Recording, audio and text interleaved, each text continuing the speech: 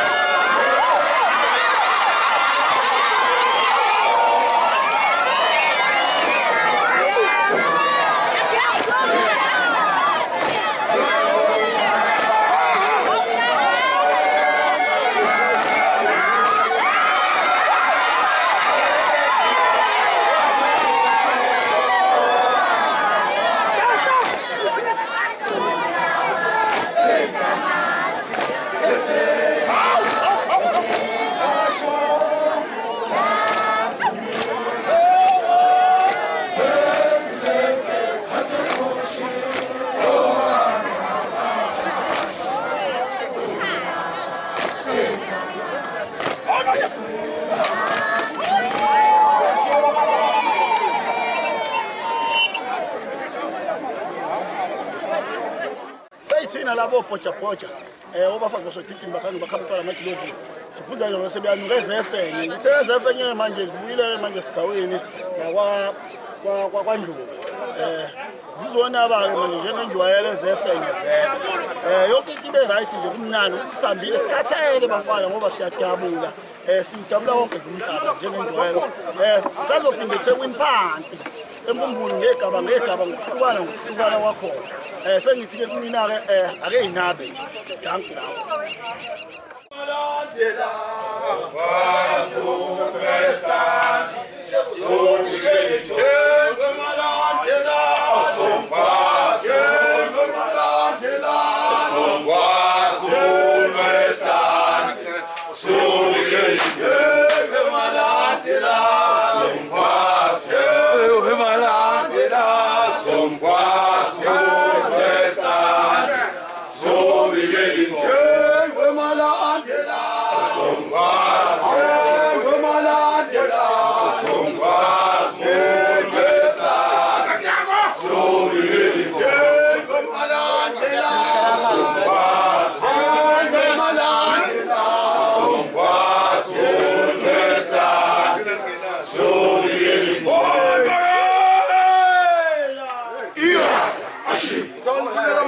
Niyazo